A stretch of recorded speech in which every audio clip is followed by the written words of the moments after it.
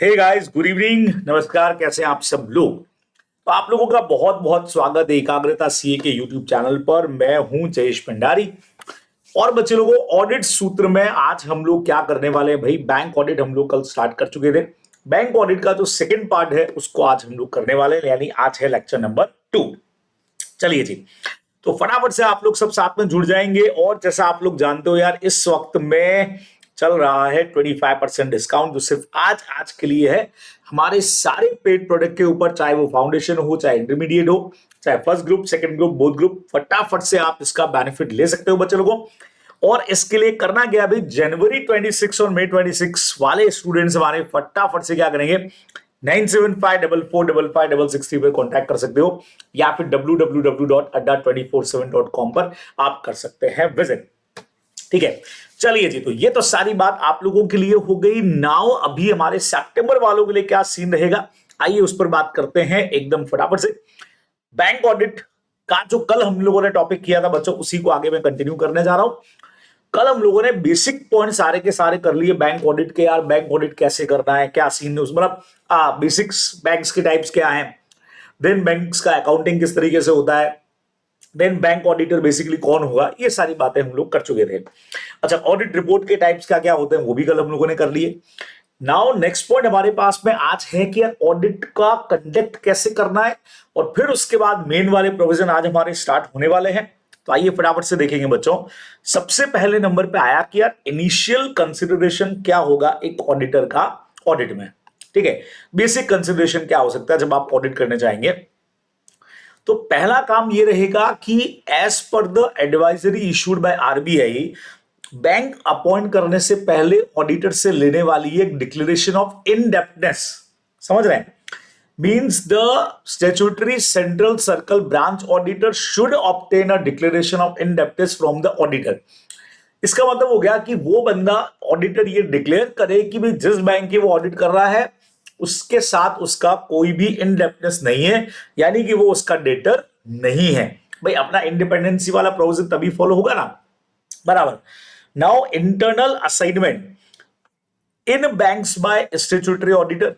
According RBI, the audit firm should not undertake statutory audit assignment while they are associated with internal assignment in the bank during the same year. अगर आप उसी साल में bank का internal audit कर रहे हैं और कोई इंटरनल असाइनमेंट के साथ में जुड़े हुए हैं, तो फिर आप उस बैंक के ऑडिटर नहीं हो सकते उस पर्टिकुलर ईयर के लिए। सिंपल काम हो गया। नेक्स्ट नंबर बच्चे लोगों, अब आपके पुराने एसएस काम आएंगे यहां पे, जिसमें अगला आया कि भाई हम ऑडिट का प्लानिंग करेंगे। ठीक है, अब प्लानिंग ऐसे 300 के हिसाब से होती है, अपने को पता है। Planning of audit and financial statement chapter 2 के अंदर हमने पढ़ा है कि भाई हमको प्लानिंग करना है। उसके लिए करना क्या पड़ेगा, कब से चालू करना है? Following activities prior to starting an initial audit. सबसे पहला 220 में हमको पता है क्वालिटी कंट्रोल वाला काम अपने को करना है, बराबर। सेकंड नंबर के ऊपर 210 में हमको एंगेजमेंट रिलेशन एस्टैब्लिश करना है क्लाइंट के साथ में। तो ऐसे 210 यहां पे अपना रेफरेंस में आ जाएगा। Agreeing in the terms of audit engagement, अपन जानते हैं उसकी सारी रिक्वायरमेंट यहां पे भी लगेगी। ठीक है, फिर as per chartered accountant act, chartered accountant in practice can not accept position as auditor previously held by another chartered accountant without first communicating with him in writing. Bank audits के अंदर एक चीज बढ़िया रहेगी कि आपको ऑडिट स्टार्ट करते वक्त में अगर प्रीवियस ईयर का ऑडिटर कोई और था, ठीक है, तो उससे एक बार आपको रिटर्न में कम्युनिकेट करना चाहिए। ठीक है, कि भाई हाँ ये ऑडिट स्टार्ट कर रहे हो, ये सारी चीजें। फिर बच्चे लोगों, अपने को यहाँ पे एंगेजमेंट रिस्क जो है उसको भी देखना पड़ेगा। Is a critical part of audit process and should be done prior. Accept करने से पहले एंगेजमेंट रिस्क देख लेनी चाहिए, कहीं कोई थ्रेट तो नहीं है इंडिपेंडेंस को लेकर के, जैसा अपन ने पढ़ा हुआ है। फिर उसके बाद यहां आकर के अपने को एंगेजमेंट टीम एस्टैब्लिश करनी पड़ेगी अपनी, कि भाई किस तरह के बैंक ऑडिट है, कैसी कैसी अपनी टीम में चाहिए कि साइज, नेचर, कॉम्प्लेक्सिटी के हिसाब से। तो यह हमारी टीम फाइनलाइज हो जाएगी, आप लोगों को ध्यान में रखना। बराबर, बहुत बेसिक सा प्रोसेस है। नाउ ये सब करने के बाद हमारा चैप्टर नंबर 3 का रोल यहां पे आएगा, जहां आपको आइडेंटिफाई और असेस करना है आरओएमएमएस। उसके लिए पहले जो बैंक है उसके मैनेजमेंट को, बैंक को, उसके एनवायरनमेंट को आपको अंडरस्टैंड करना पड़ेगा। Auditor should obtain understanding of the entity and environment. उसमें उनका इंटरनल कंट्रोल सिस्टम हो गया, आरओएमएमएस किस लेवल का है, sufficient to identify and assess the ROMMs, ठीक है, फ्रॉड एंड एरर की वजह से, और उसी के हिसाब से फिर हम डिजाइन करेंगे कि हमारे ऑडिट प्रोसीजर क्या होंगे। अब बैंक ट्रांजैक्शन में रिस्क ऑफ मटेरियल मिसस्टेटमेंट बहुत जबरदस्त तरीके से हो सकता है बच्चों, और आरओएमएमएस का पूरा डिटेल हम लोग चैप्टर नंबर 3 के अंदर पढ़ते हैं कि कैसे यहाँ पे ये किस तरीके से निकलने वाला है बच्चों, इनहेरेंट रिस्क और कंट्रोल रिस्क के कॉम्बिनेशन से किस तरीके से ही होगा, ये सब हम लोग चैप्टर 3 के अंदर पढ़ते ही हैं, ठीक है। तो आपका जितना ऑडिट का बेसिक नॉलेज है ना वो सब यहाँ पे काम में आएगा। नाउ हमको बैंक का अकाउंटिंग प्रोसेस भी अंडरस्टैंड करना पड़ेगा कि बैंक का अकाउंटिंग प्रोसेस बेसिकली क्या है, क्योंकि उसके हिसाब से हम फिर अपना ऑडिट प्रोसीजर डिजाइन करेंगे। बैंक का रिस्क मैनेजमेंट प्रोसेस क्या है समझो, मैनेजमेंट डेवलप, कोई भी बैंक का मैनेजमेंट होगा बच्चों वो अपना खुद का रिस्क मैनेजमेंट सिस्टम बनाएगा। इफेक्टिव रिस्क मैनेज का मतलब जहां बैंक में रिस्क लग रही है, एरर फ्रॉड के चांसेस लग रहे हैं, उसको मैनेज करने के लिए वो खुद कुछ कर रहे हैं, ठीक है। जैसे oversight and involvement into control process by दोस्त चार्ज विद गवर्नेंस, जो दोस्त चार्ज विद गवर्नेंस है जैसे बोर्ड लेवल के लोग हो गए, should approve return risk management policy.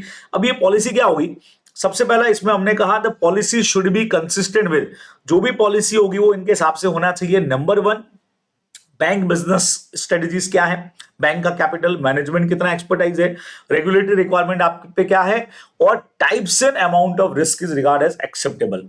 तो बैंक ट्रांजैक्शन के अंदर आप लोग जानते हो बच्चे लोगों, ड्रॉइंग पावर से ज्यादा उधार दे दिया गया है, सिक्योरिटीज का अमाउंट अगर प्रॉपर नहीं है, रॉन्गली अगर किसी के फेक साइन से पेमेंट हो गया, मतलब lot of risk are there. तो यार यहां आपको क्या करना पड़ेगा, उस रिस्क के लिए कंट्रोल प्रोसेस या रिस्क मैनेजमेंट पॉलिसी बनानी पड़ेगी, भाई जहां तक हो सके ये चीजें कम हो जाए। Then risk that could significantly impact the achievement of bank goals should be identified, जिनका बैंक गोल पे असर आ रहा है, measured and monitored against the pre-approved limit and criteria। यही चीज जो मैं आपको कह रहा था कि यार हमने किसी बिजनेसमैन को, जैसे अभी आ रहा था ना आपको ध्यान दो, तो केनरा बैंक ने अनिल अंबानी के अगेंस्ट के अंदर ये फाइल किया कि भाई वो जो है उन्होंने हमारे साथ फ्रॉड किया, उनको डिफॉल्टर डिक्लेयर करो, फिर उस चीज को वापस भी ले लिया उन्होंने। तो एग्जैक्टली वो चीज यही हो गई है ना। देन बच्चों कंट्रोल एक्टिविटीज का वही पॉइंट जो कल के सेशन में अपन ने पढ़ा था, कंट्रोल वाला वो सेम मैंने आपको कहा था, 2 जगह काम आएगा, सेग्रेशन वाला वगैरह, वो एज इट इज आपको लिख देना है, कोई टेंशन नहीं है। नाउ मॉनिटरिंग एक्टिविटीज अपने को करनी पड़ेगी। Risk management model should be regularly assess and updated. एक बार खाली प्रोसेस बना दिया उससे कुछ नहीं होगा, टाइम टू टाइम पे सिचुएशन के हिसाब से आपको उसको अपडेट करना चाहिए, तो अपडेट भी कर लेंगे, ठीक है। Now reliable information system, bank require reliable information system that provide adequate financial, operational and compliance information on a timely and consistent manner। Simple सी बात हो गई। फिर बच्चों कल भी अपन ने पढ़ा था एंगेजमेंट टीम डिस्कशंस जो करेगी सारी चीजों को लेकर के। नाउ फिर फाइनली यहाँ पे पहले अपन ने पढ़ लिया, प्लानिंग वाले के अंदर एक स्ट्रेटेजी बनानी पड़ेगी अपने को। आप लोगों ने जो पढ़ा है एस्टैब्लिश स्ट्रेटेजी, जो डायरेक्शन देगी कि कैसा अपना ऑडिट प्लान होना चाहिए बच्चे लोगों। तो ऑडिट स्ट्रेटजी वाला जो पॉइंट अपन पढ़ते हैं ना वो एक्जेक्टली यहाँ पे यूज आ जाएगा, ज्यादा इसमें कुछ है नहीं। फिर स्ट्रेटजी के बाद में हम ऑडिट प्लान को डेवलप करते हैं, सेम पॉइंट जो अपन ने सेकंड चैप्टर में पढ़ा वो एज इट इज। हाँ, एक नया पॉइंट आया, ऑडिट प्लानिंग मेमोरेंडम क्या है ये समझ लेते हैं। The auditor should summarise their audit plan by preparing an audit planning memorandum. भाई आपने जो प्लान बनाया ना उसको समराइज फॉर्म में करने के लिए एक मेमोरेंडम टाइप कुछ बना दो। Describe the expected scope and extend to audit procedure to be perform by the auditor, है ना।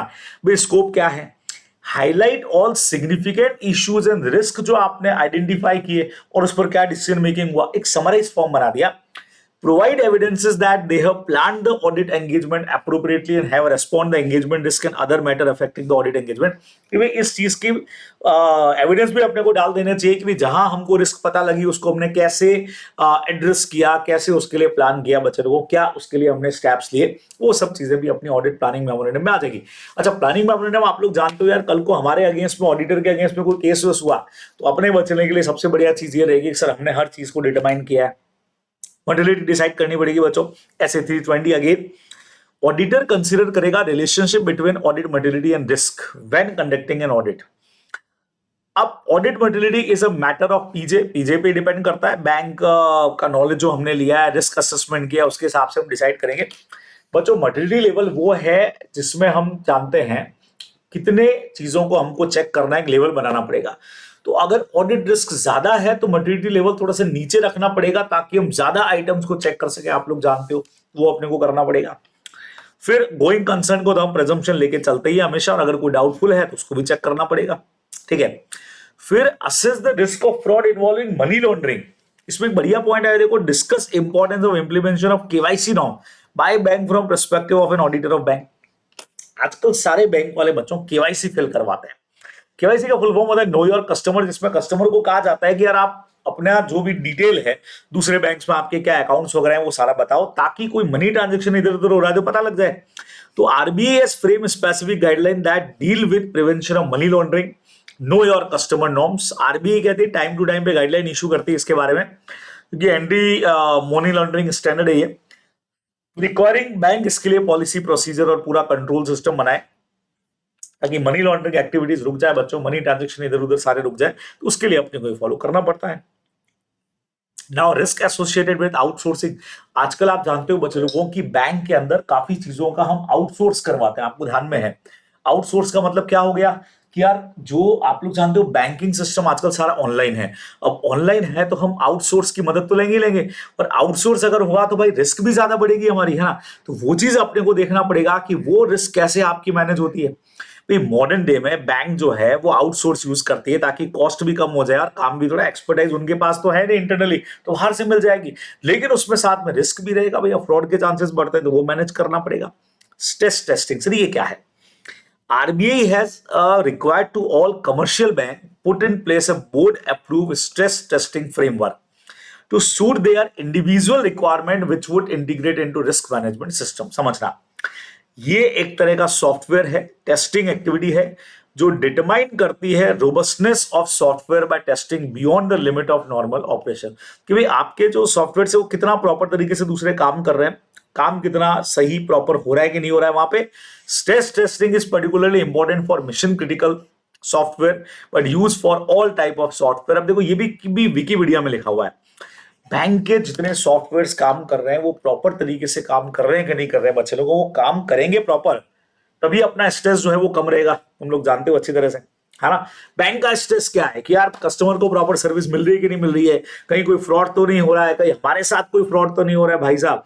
तो उसके लिए ये सॉफ्टवेयर जो है, देखो यहाँ पे आईसीए ने भी इस पे विकिपीडिया का सोर्स लिया है कि भाई stress testing software testing activity, ठीक है, ये सॉफ्टवेयर टेस्टिंग एक्टिविटी है that determine that robustness of software by testing beyond the limit of normal operation से हटके हम इसको देखते हैं। और ये एक वर्ड इन्होंने यूज किया मिशन क्रिटिकल बराबर software but use for all type of software he use होता है, अपने को ध्यान में रखना है। अच्छा, बेसल कमिटी हमारी यहाँ पे एक बनी हुई है, Basel committee for banking supervision, है ना। तो बेसल नॉर्म्स और accord are the international banking regulation है issued by the Basel committee on banking operation BCBS। अब बेसल 3 में लिखा हुआ है global regulatory framework for resilient banks, ठीक है, एंड बैंकिंग सिस्टम, कि यार जो भी हम अब बैंकिंग सिस्टम यूज कर रहे हैं ना ग्लोबली यूज होंगे वो, है ना। तो इन्होंने बोला भाई inter alia propose certain minimum set of criteria for inclusion of instrument in the new definition of regulatory capital. तो अमंग अदर थिंग्स अपने को कुछ चीजें इंटरनेशनल लेवल पे जो अप्लाई है ग्लोबल लेवल के ऊपर उनको इंक्लूड करना पड़ेगा। ये बेसल फ्रेमवर्क के बारे में बोला है बच्चों, जैसे अपन ने वो जिलानी कमेटी और घोष कमेटी पढ़ी थी ना, बिल्कुल वैसे ही हमारी बेसल कमेटी है जो इंटरनेशनल लेवल पे ग्लोबल तरीके से कैसे बैंकिंग रूल्स रेगुलेशंस काम करेंगे उसके बारे में बात करती है, तो वो अपने को ध्यान में रखना है। Now, reliance on review of other report, the auditor should take into account the adverse comment but obviously on adverse advances appearing in the following। अगर कोई एडवर्स कमेंट है बच्चे लोगों अलग अलग रिपोर्ट्स में, मतलब ऑडिटर क्या करेगा, ऑडिट रिपोर्ट से पहले जो दूसरी रिपोर्ट्स है उनको भी चेक करेगा, जैसे पिछले साल का ऑडिट रिपोर्ट, अच्छा इंटरनल इंस्पेक्शन जो बैंक्स करती है, रिजर्व बैंक का इंस्पेक्शन जो होता है, कॉन्करेंट या इंटरनल ऑडिट हुई होगी और सिक्योरिटी के वेरिफिकेशन के लिए रिपोर्ट बनी होगी, और कोई इंटरनल रिपोर्ट स्पेशली जो पर्टिकुलर अकाउंट से कनेक्टेड हो, ठीक है, या manager charge handing over report when incompetence change, भाई जब मैनेजमेंट चेंज होता है तो हैंडिंग ओवर का जो डॉक्यूमेंट एक होता है ना, वो रिपोर्ट बनती है उसकी कि आपने ये चीजें यहां तक मेरे अंडर में थी जो मैं आपको दे रहा हूं, तो उसका कैश कितना था क्या था वो सब भी देखना चाहिए, ठीक है। ये सारी रिपोर्ट उसको डिटेल में देखनी चाहिए। Statutory central auditor must review the annual financial inspection report of RBI भी जो इंस्पेक्शन करता है ना, ऊपर लिखा है ना देखो reserve bank latest inspection report, वो अपने को चेक करना चाहिए, ठीक है, जिससे अपने को बहुत सारी चीजें पता लग जाती है। तो बच्चे लोगों, ऑडिटर को बेसिकली इन सारी चीजों को फोकस करना चाहिए, इन सारी चीजों को ध्यान रखना चाहिए कि आप लोग ध्यान में रखने वाले हैं। ठीक है, बराबर है, बहुत क्लियर मैटर हो गया बच्चे लोगों। आई थिंक कोई टेंशन वाली बात इसके अंदर नहीं है। हाँ चलिए जी, ठीक है, क्लियर एकदम से। चलिए जी, आगे बढ़ेंगे, अपन नेक्स्ट पॉइंट पे बात करेंगे।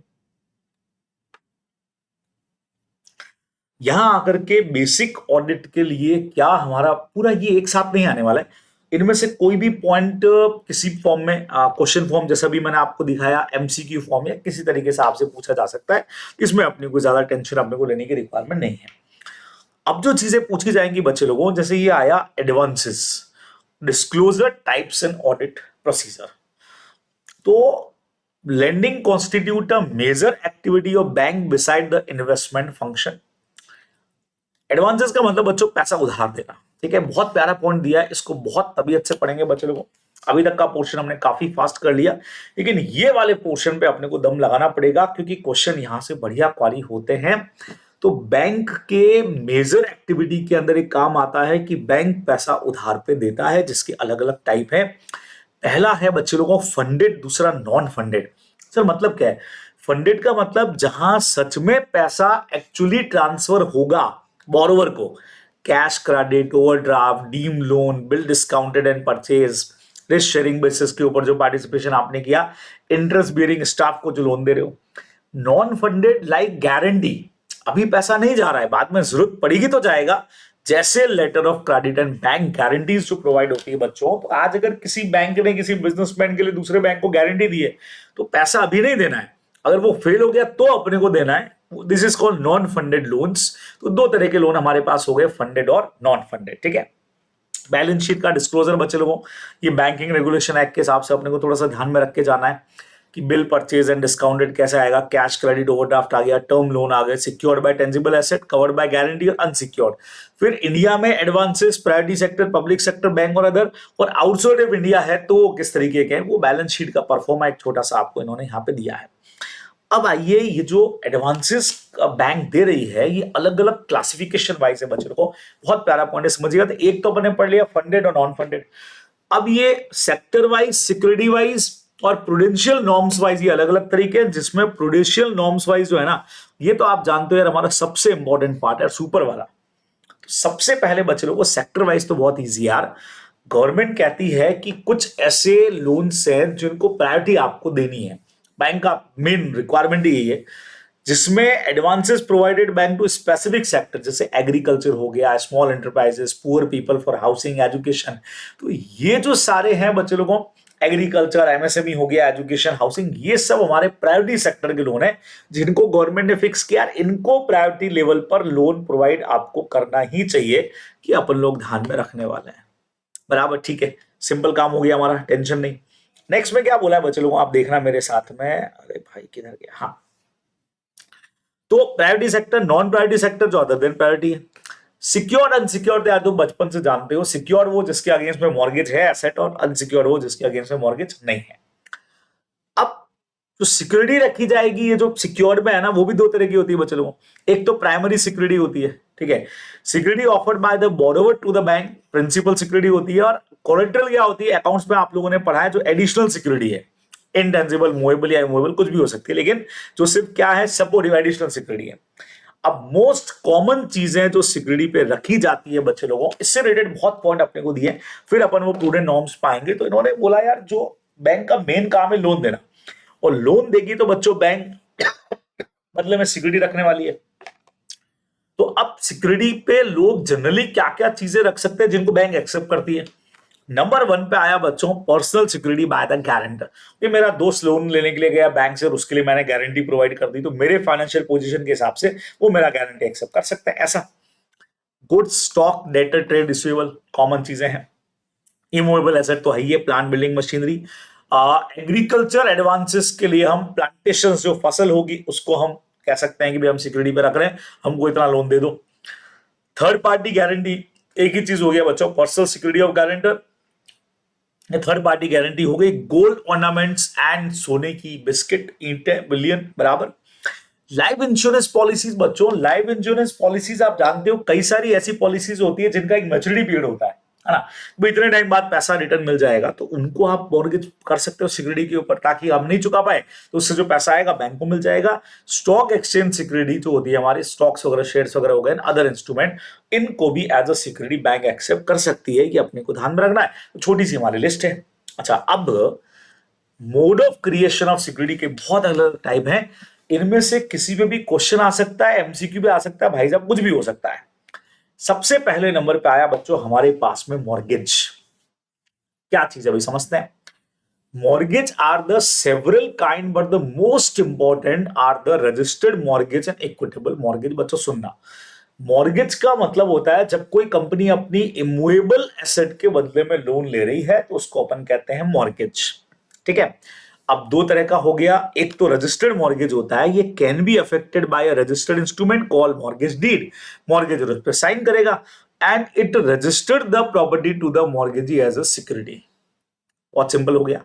इक्विटेबल की खासियत क्या होगी, by a mere delivery of title deed और other document with intent to create security. तो बच्चों समझो, रजिस्टर्ड में तो क्या होता है कि हम बाकायदा एक रजिस्टर्ड इंस्ट्रूमेंट बनाएंगे, रजिस्टर्ड डॉक्यूमेंट बराबर, प्लस उसके साथ में हमारी टाइटल डीड जो है वो हम अटैच करके दे सकते हैं मॉर्गेजर को। इसमें ऐसी कोई डीड वीड नहीं बनती है, डायरेक्ट हमारे पास जो टाइटल डीड पड़ी है, मकान के पेपर है, बिल्डिंग के पेपर से हमारे, वो हमने लेंडर के पास में मॉर्गेज करके रख दिए, लोन चुका पाए तो ठीक है, नहीं तो बाद में उसके नाम पे ट्रांसफर हो जाएंगे कोर्ट के थ्रू, ऐसा। तो जनरली मॉर्गेज बच्चे लोगों अपने यहाँ पे होती है इमूवेबल एसेट के लिए, जहां फिजिकली हम एसेट सामने वाले को नहीं देते, कॉन्ट्रैक्ट साइन कर लिया, ठीक है। प्लेज जो है वो प्लेज दस इन्वॉल्व बेलमेंट और delivery of goods by the borrower to the lending bank. इसमें गुड्स फिजिकली ट्रांसफर होंगे बच्चे लोगों, ये अपने को ध्यान में रखना है। लीगल ओनरशिप भले ही अभी प्लेजर के पास है, बैंक अभी गुड्स को खाली रोक के रख सकता है अपने पास में, राइट ऑफ लियन यूज कर सकता है अगर हम पैसा वैसा नहीं थे, आप लोग जानते हो। एक कंसेप्ट और आता है बच्चों बहुत अच्छा, जो अपने लिए बहुत रूटीन यूज का है, it's called hypothecation. It created in favor of the lending bank by execution of hypothecation agreement। हाइपोथेकेशन की खासियत क्या है, मूवेबल सिक्योरिटीज में, जैसे फॉर एग्जांपल बच्चे लोगों, अगर मान लीजिए कि मैं एक कार परचेस करता हूं और उस कार के लिए फाइनेंस मैंने कंपनी से करवा रखा है, मान लीजिए कि मेरी कार का फाइनेंस जो है वो आईसीआईसीआई कर रही है, ठीक है। तो जो कार कंपनी है उसको तो आईसीआईसीआई ने पूरा पे कर दिया और मैं आईसीआईसीआई को क्या कर रहा हूं, मैं इनको इंस्टॉलमेंट भर रहा हूं। तो जो कार का ओनरशिप पेपर है बच्चे लोगों, जो कार का रजिस्ट्रेशन पेपर है, रजिस्ट्रेशन डॉक्यूमेंट है, उस पर नाम तो मेरा ही होगा 100%। आरसी जिसको अपन कहते हैं ना, रजिस्ट्रेशन सर्टिफिकेट, उस पर नाम तो मेरा ही है, लेकिन उस पर लिखा हुआ रहेगा एक लाइन, हाइपोथेकेटेड विद आईसीआईसीआई, ये लाइन लिखी हुई रहेगी। मतलब मालिक मैं हूं, नाम मेरा, मेरे नाम से ओनरशिप है, but they have right to get position अगर मैं इंस्टॉलमेंट का पेमेंट नहीं करूं बच्चों, कि अपने को ध्यान में रखना है। तो बढ़िया चीज देखना, इसमें ओनरशिप और पोजीशन दोनों ही बैंक को ट्रांसफर नहीं हो रहा है। हाउएवर द बोरोवर जो है वही फिजिकल पोजीशन भी ले रहा है, जैसा मैंने आपको बोला था भाई, इसमें पोजीशन बैंक के पास थोड़ी है, मेरी कार तो मैं ही चला रहा हूं, मेरे पास ही, मेरे पोजीशन में ही है, ठीक है। आप इसमें, अब जैसे ये तो चलो कार वाले मैटर में तो इतनी जरूरत नहीं है, लेकिन बिजनेस वाले मैटर में फिर आपको पीरियोडिकली बैंक को सबमिट करना पड़ेगा स्टॉक और डेटर के बारे में डिटेल, ताकि उसको पता रहे कि हाँ भाई जो हाइपोथेकेशन के ऊपर तुमने कुछ लिए हैं उसका पैसा बराबर से चुका पाओगे कि नहीं चुका पाओगे, ये अपने को सिंपली ध्यान में रखना है। अच्छा, लास्ट में जब मैं सारी इंस्टॉलमेंट चुका दूंगा बच्चे लोगों, तो वापस ये जाएगी आरसी बनने के लिए बराबर से आरटीओ के पास में, और वहां से फिर बच्चों अप्रूव हो जाएगा और ये हाइपोथेकेशन वर्ड वहां से हट जाएगा। ये अपना सबसे बड़ा बेनिफिट है, तो इसमें अपने को ध्यान में रखना चाहिए, ठीक है। कॉमन सी बात हो गई। Now sir what is assignment? Assignment का मतलब होता है ट्रांसफर ऑफ राइट्स, उन्हें पढ़ा हुआ है। Assignment represent transfer of existing और फ्यूचर डेब्ट, राइट और property belonging to a person in favour of another person. जैसे मैंने कहा था, एक्शनेबल क्लेम, बुक डेप्ट और लाइफ इंश्योरेंस पॉलिसीज जो है वो बैंक एक्सेप्ट कर लेती है असाइनमेंट। इसमें सबसे बढ़िया पॉइंट बच्चों एलआईसी हो गया, बैंक का एफडीज भी होता है, बाकी एलआईसी सबसे बढ़िया है इसमें। भाई आज बैंक से लोन लो और उसमें आप असाइनी जो है वो आप बैंक को बना दो कि हम लोन नहीं पे कर पाए, वो उससे अपना पैसा रिकवर कर लेंगे। तो this is called assignment. Foundation में आप लोग पढ़ते हो ट्रांसफर ऑफ राइट्स, ठीक है। Set off the right of set off enable a bank to combine two accounts, deposit और लोन अकाउंट। एक बैंक के किसी भी ब्रांच में मेरा लोन अकाउंट भी और डिपॉजिट अकाउंट भी, बच्चों लोन का पैसा अगर नहीं दे रहा हूं तो मेरे सेविंग डिपॉजिट अकाउंट से वो एडजस्ट कर सकते हैं उसको, ये अपने को ध्यान में रखना बच्चों, राइट है। For the purpose of setup all the branches एक सिंगल मानी जाएंगी, बराबर। जैसे बच्चों मान लो सेक्टर वाइज बात करूं तो मेरा जो बैंक है जिसमें मेरा अकाउंट है बच्चे लोगों, वो मान लीजिए सेक्टर 39 में।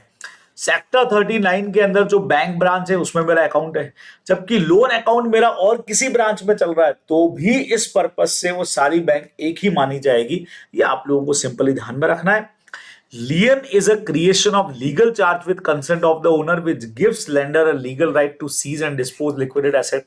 Lien का मतलब तो आप लोग जानते हो बच्चों, गुड्स को रोक कर रखने का राइट हो गया। ऊपर जैसा अपन ने पढ़ा, पैसा अगर पेमेंट नहीं करूंगा तो bank have right to use right of lien, और बाद में उसको डिस्पोज करके अपना पैसा रिकवर कर लेंगे। ये अपने को ध्यान में रखना है।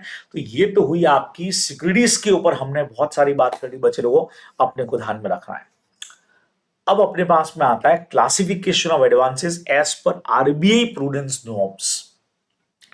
सर लेकिन इसमें अभी ये तो बच गया सर स्टैंडर्ड और एनपीए, यही तो अपन को पढ़ना है, यही तो है आपका अगला पॉइंट। ये स्टैंडर्ड एनपीए सब इसी के अंदर आने वाला है बच्चों, देख लो ये स्टैंडर्ड एनपीए आ गया आपका, classification of advances as per RBI prudence norms. देखो बच्चों स्टैंडर्ड एसेट उसको माना जाएगा, एडवांसेस उसको माना जाएगा जिसमें कोई ऐसी प्रॉब्लम नहीं है और न ही अपने को पैसा रिकवरी की रिस्क लग रही है, ना तो कोई प्रॉब्लम डिस्क्लोज है, does not carry more than normal. एक जो रिस्क होती है लोन में वो है, लेकिन कोई बड़ी टेंशन नहीं है, उसको स्टैंडर्ड एडवांसेस बोला जाता है। एनपीए नॉन परफॉर्मिंग एडवांसेस, ये एसेट बच्चे लोगों वो है जहां अपने को लग रहा है भाई साहब if ceases to generate income for the bank, वो जो एसेट है उससे बैंक के लिए पैसा जनरेट नहीं होने वाला है। ठीक है, अब इसको एनपीए कब मानना होता है बच्चे लोगों, कंडीशन क्या है, मेरे साथ कंडीशन को देखना, बहुत बढ़िया पॉइंट दिया है। इंटरेस्ट और instalment of principal remain overdue for a period of more than 90 days in respect of term loan. बच्चे लोगों 90 दिन से ज्यादा का टाइम हो गया है, इंटरेस्ट या इंस्टॉलमेंट का पेमेंट बैंक के पास नहीं हुआ है क्लाइंट की तरफ से, जिसने भी लोन लिया उसकी तरफ से, बोरोवर की तरफ से। 90 दिन फोकस करना बहुत काम आएगा आगे।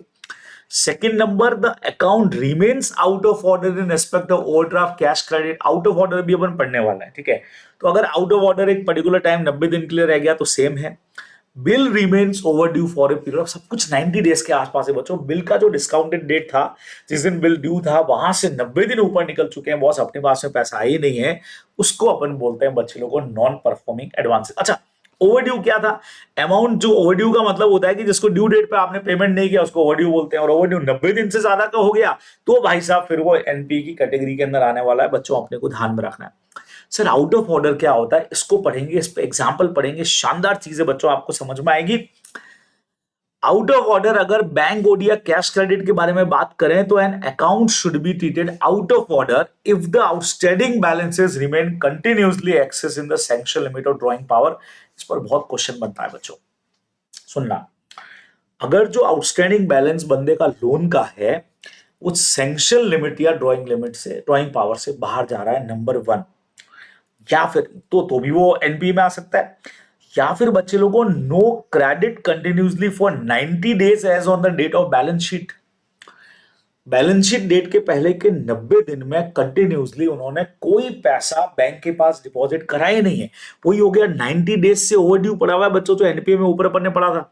तीसरा, credit are not enough to cover the interest debited during the same period. क्या मतलब हुआ भाई, जो पैसा उन्होंने बैंक के पास, या तो बच्चों 90 दिन से क्रेडिट आई नहीं है, अगर आई भी है तो वो इंटरेस्ट अमाउंट भी कवर नहीं कर रही है, not enough to cover the interest debited, मतलब बच्चों इंटरेस्ट के अमाउंट के बराबर भी नहीं हो रही है वो, तो फिर उसको हमको आउट ऑफ ऑर्डर बोलना पड़ेगा। ध्यान रखो, तो फर्क समझो यार, सिंपल है। नॉन परफॉर्मिंग एसेट क्या है सर, नॉन परफॉर्मिंग एसेट हमारी वो होगी जो 90 दिन से जिसका अमाउंट ड्यू है over due for a period of more than 90 days. Sir out of order में भी तो वही चीज है, लेकिन आउट ऑफ ऑर्डर में और भी कुछ चीजें इंक्लूडेड है बच्चे लोगों, वो अपने को ध्यान में रखनी पड़ेगी, है ना। तो आउट ऑफ ऑर्डर का पहला सीन क्या है कि भाई आपका जो लोन है वो सैंक्शन है ड्राइंग पावर से ऊपर निकल गया है, या फिर पिछले 90 दिन से कोई क्रेडिट नहीं आई है, आई भी है तो वो तो इंटरेस्ट अमाउंट के बराबर भी नहीं हो रही। आइए इस पर एक एग्जांपल करेंगे जिससे आपको ये कंसेप्ट जो है वो बहुत बढ़िया तरीके से समझ में आता है बच्चे लोगों, तो कंसेप्ट समझना। देखो क्या लिखा है,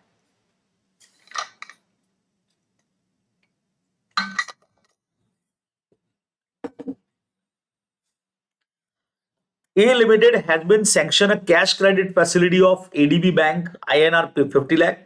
But as per stock statement furnished for the last quarter, the bank has calculated the drawing power 42 lakh. समझ रहा भाई, वैसे तो कैश क्रेडिट फैसिलिटी 50 लाख की है उनकी, लेकिन ड्रॉइंग पावर हर बार कैलकुलेट होता है। अभी अपन तो तरीका भी देखेंगे इसका, 42 लाख का है। अगर ये अकाउंट आउट ऑफ ऑर्डर होना है तो कंडीशन क्या, सबसे पहली कंडीशन बचे लोगों, कंटिन्यूसली जो है वो 50 लाख या 42 लाख से ज्यादा लोन प्रोवाइड हो रहा है, इतना आउटस्टैंडिंग बैलेंस उनको दिख रहा है।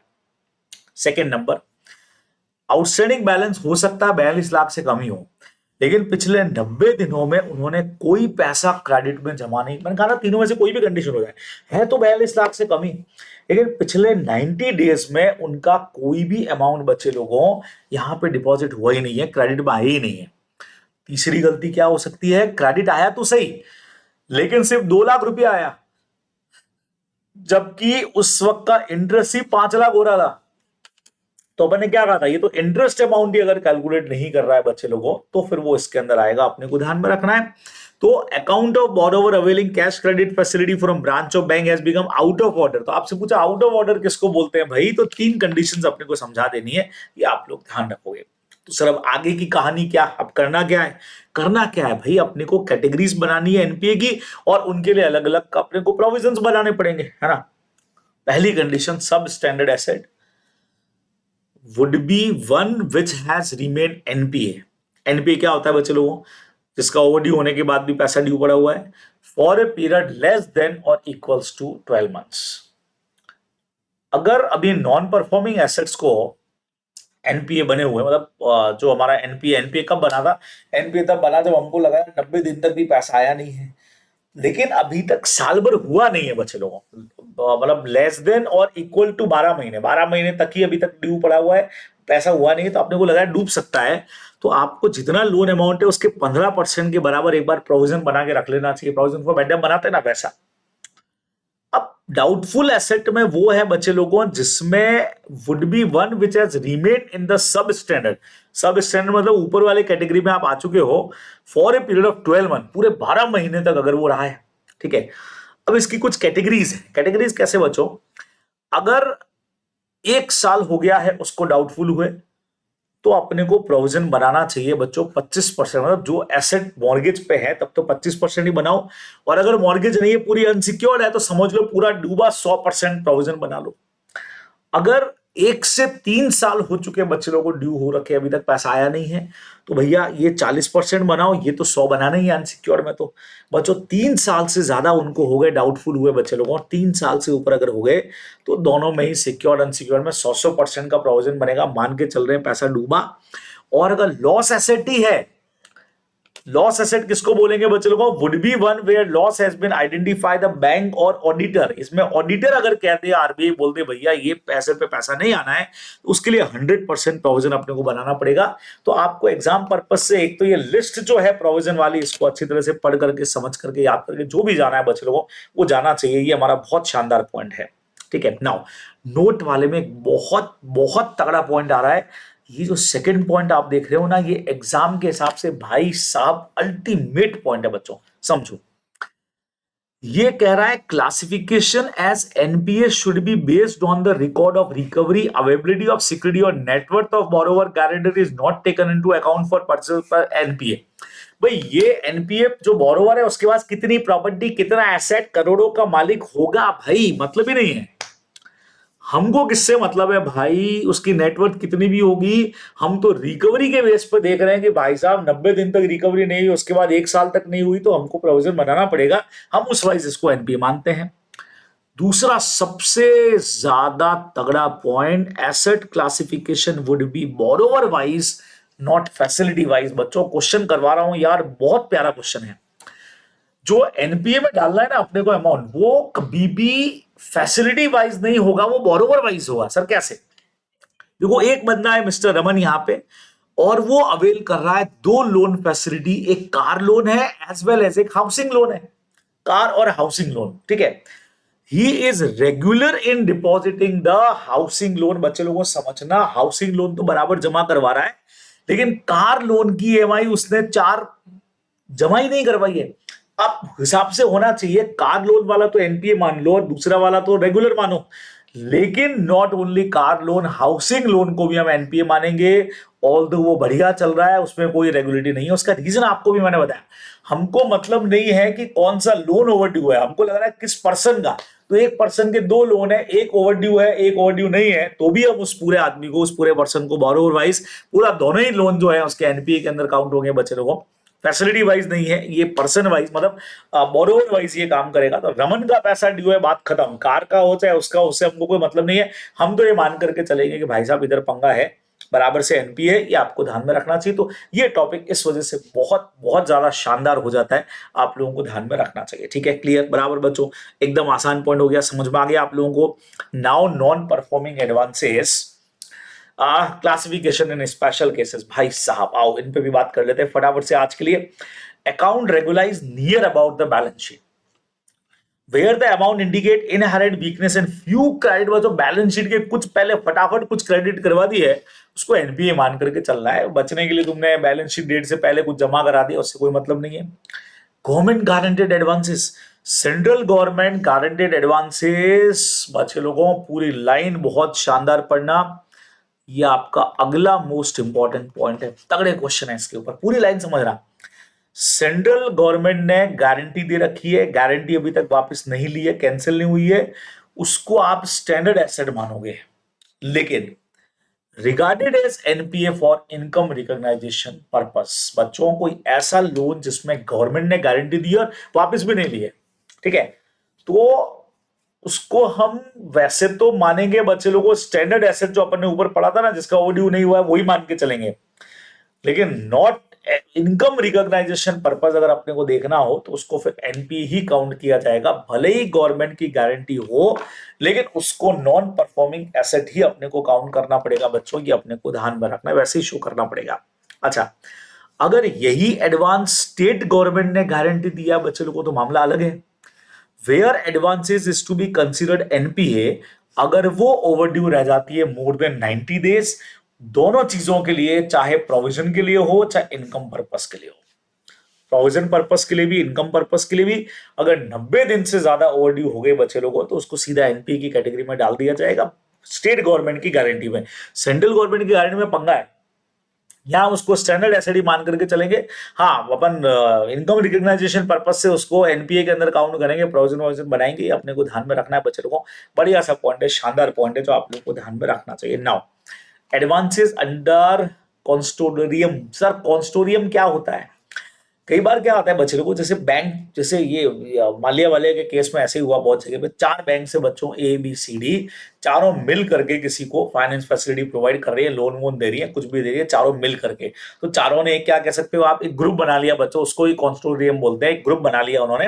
अब हो सकता है इसमें एक लीड बैंक हो कि ये लीड बैंक है, ठीक है, जो सब बैंकों के बिहाफ पे देगी, अब मेन बैंक हो गई। तो custodium advances should be based on the record of recovery for the respective individual member bank and other aspect having a bearing on the recovery of advances। भाई इसमें भी अपन जो एंट्री करेंगे ना एडवांसेस की, वो अपन रिकवरी बेसिस पे करेंगे, भी सीधी बात है। Where the remittance by the borrower under custodium lending agreement are pooled with one bank, उसने किसी एक बैंक को पैसा दिया है, where the bank receiving remittance is not parting with the share to other member bank। भाई एक को उसने लोन का पैसा दे दिया तो एक ही ड्यूटी बनती थी, बाकी तीनों बैंकों में बंटना चाहिए, लेकिन उसने अगर ऐसा नहीं किया तो the account should be treated उन बैंक्स के अंदर, तो ये एनपीए फिर काउंट होगा बच्चों को। ये नहीं कह सकता मैंने एक बैंक को पैसा दे दिया, जी नहीं, हमारे पास नहीं आया तो हम तो एनपीए मान करके चलेंगे। The bank participating in the consortium therefore need to arrange to get their share of recovery transfer from lead bank, बराबर।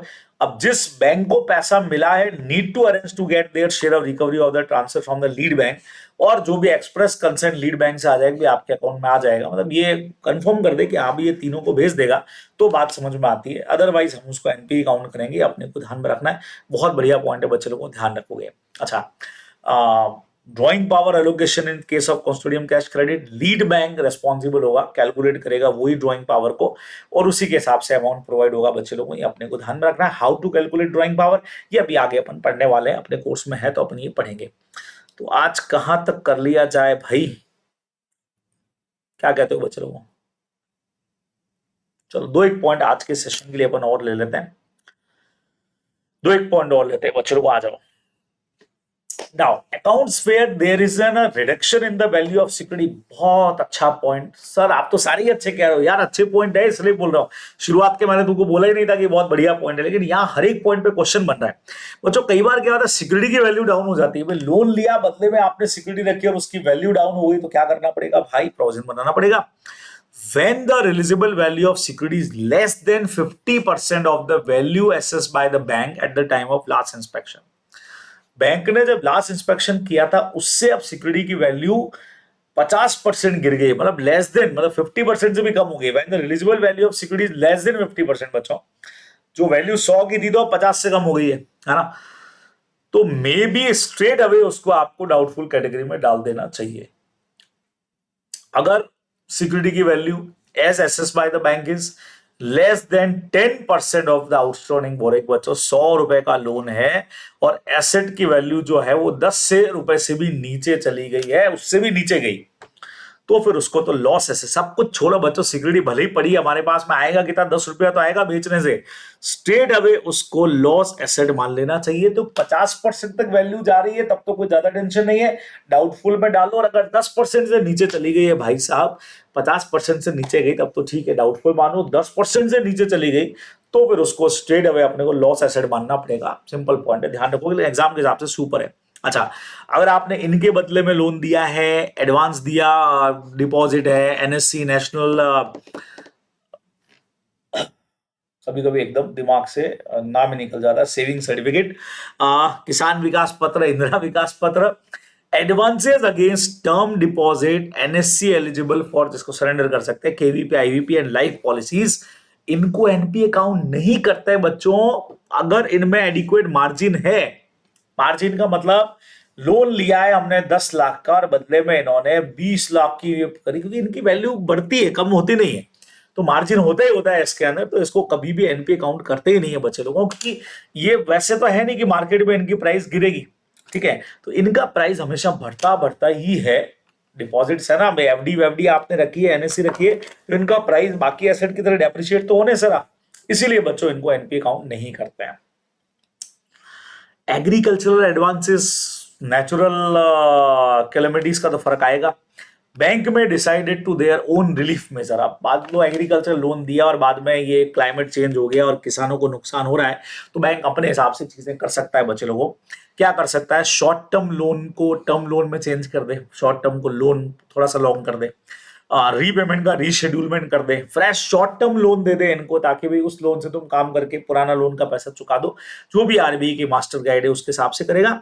और एनबीए क्लासिफिकेशन अगर इसमें रीशेड्यूल नॉर्म्स के हिसाब से होगा, पुरानी वाली आपने चेंज कर दी तो मदद हो गई एक उनकी बड़ी, बहुत अच्छे से ध्यान में रखना है। अच्छा बच्चों, बैंक अपने स्टाफ को भी तो एडवांस देता है, सैलरी के अलावा एडवांस पे उधार पे देता है। तो इन केस ऑफ हाउसिंग लोन या सिमिलर ऑब्जेक्ट के लिए अगर आपने स्टाफ मेंबर को पैसा दिया है, जहां इंटरेस्ट पेबल होगा after recovery of the principal, interest need not to be considered as overdue from the first quarter onward. ऐसा नहीं है कि पहले क्वार्टर से ही तुम इंटरेस्ट को ओवरड्यू मान लो, नहीं। अगर कंडीशन ऐसी है कि इंटरेस्ट जो है वो प्रिंसिपल के साथ ही पे करना है या प्रिंसिपल के बाद ही पे करना है, तो फिर आप अभी से इंटरेस्ट को लेके ओवरड्यू नहीं मानोगे, इंटरेस्ट आना बाद में ही है, ऐसा एग्रीमेंट कर रखा है। Such loan advances should be classified as NPA only when, अगर इंस्टॉलमेंट पेमेंट में आप डिफॉल्ट करते हो प्रिंसिपल और payment of interest on the due date. तो ऐसा नहीं कि पहले क्वार्टर से कर लो, ड्यू डेट पे अगर बाद में जो मेन पेमेंट होना था वो नहीं हुआ तो फिर उसको अपन एनपीए मानेंगे बच्चों, ये अपने को ध्यान में रखना है। Staff advances by bank and employer, ये जो है ये नॉट एज ए बैंकर, ठीक है, तो अदर वाला जो हेड होता है ना, जहां अपन लोन्स बोरोइंग्स दिखाते हैं, उसमें ये चला जाएगा, ये अपने को ध्यान में रखना चाहिए, ठीक है बच्चे लोगों। लास्ट पॉइंट पे आज गए आज के अपन, जो है एग्रीकल्चर एडवांसेस, बहुत प्यारा पॉइंट है, short duration crops, long duration crops, समझना। NPA norms would apply to agriculture. अगर एक लोन ग्रांट किया हमने शॉर्ट ड्यूरेशन क्रॉप को, शॉर्ट ड्यूरेशन क्रॉप वो होती है बच्चों जो लॉन्ग नहीं होती, तो लॉन्ग कौन सी होती है, जिसका सीजन लॉन्गर देन 1 ईयर होता है, भाई जिसको 1 साल से ज्यादा टाइम लगेगा उसको कहते हैं लॉन्ग ड्यूरेशन क्रॉप्स, बराबर से।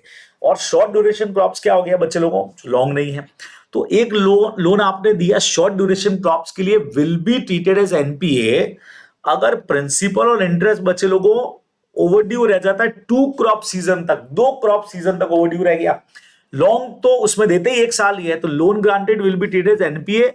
अगर प्रिंसिपल या इंटरेस्ट नहीं आया, ओवरड्यू रह गया 1 क्रॉप सीजन, तो लॉन्ग ड्यूरेशन क्रॉप्स का मतलब ही यही होता है, would be crops which crop season longer than 1 year, जिनका क्रॉप सीजन ही जो है वो 1 साल के बाद ही जाकर के वो पक्के तैयार होंगी।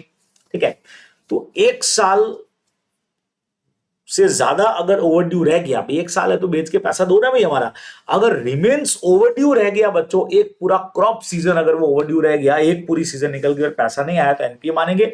शॉर्ट ड्यूरेशन में 2 सीजन, क्योंकि इसमें पूरा 1 साल तो होता नहीं है। ठीक है, क्योंकि शॉर्ट वो है जो लॉन्ग नहीं है, इसमें 2 सीजन अलाउड किया है बच्चे लोगों, 2 क्रॉप सीजन तक पैसा नहीं आया तो हम उसको फिर क्या मान लेंगे, एनपीए मान लेंगे, अपने को ध्यान में रखना है। ठीक है, crop 1 year and crop which are not long duration जो है वो शॉर्ट ड्यूरेशन होती है, अपने को पता ही है। क्रॉप सीजन हर क्रॉप के लिए अलग अलग होती है बच्चे लोगों, उसका मतलब पूरा हार्वेस्टिंग तक है। क्रॉप का मतलब क्या है यहाँ पे, बाकायदा उसका हार्वेस्टिंग तक करके देना, वो इसमें कवर रहेगा बच्चों, अपने को ध्यान में रखना है। ठीक है, तो एनपीए कब मानना है, जब एक सीजन निकल गई और पैसा नहीं आया, और शॉर्ट टर्म के लिए, शॉर्ट ड्यूरेशन क्रॉप्स के लिए जब 2 सीजन निकल गई हो। हाँ, 2 बढ़िया क्वेश्चन दिया आप लोगों को, एसएमए का एक क्वेश्चन दिया है। Ranjana ceramic private limited cash credit facility दे रही है बच्चों 100 लाख की from a branch of LMO. Beside branches also sanction one time bank guarantee 10 lakh की on behalf of the company in favour of authority.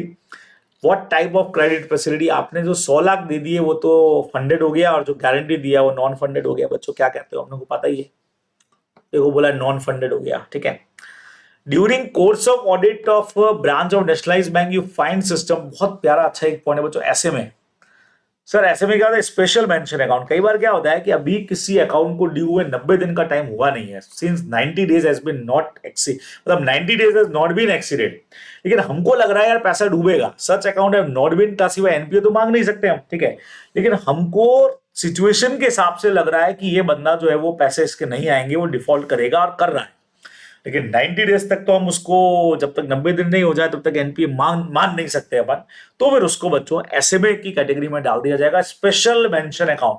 But डूबा तो नहीं है, लेकिन इनमें खतरा जरूर है, ऐसा कुछ अपन लिख देते हैं, वो अपना सिस्टम काम करता है। तो यहां आकर के बच्चों को एक बहुत बड़ा वाला शानदार पोर्शन हमारा खत्म हो चुका है। ठीक है, तो आज के लिए आई थिंक इतना काफी है ना।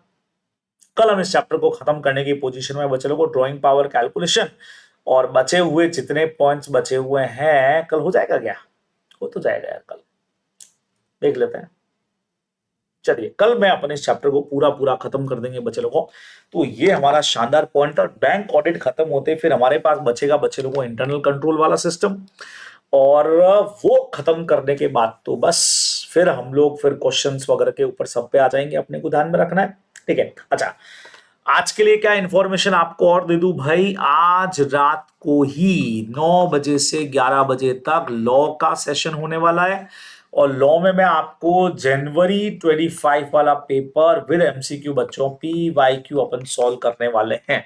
ठीक है, कल संडे है, संडे को क्या करेंगे भाई साहब, संडे को 6 बजे लॉ के इंपॉर्टेंट सेक्शंस बताने वाला हूं, और 7 बजे हम यही काम हमारा करने वाले हैं, ऑडिट खत्म करेंगे कल, बैंक ऑडिट, और 8:30 बजे से मैं लेकर के आ जाऊंगा आरटीपी May 25 की लॉ के लिए, ये अपने को ध्यान में रखना है।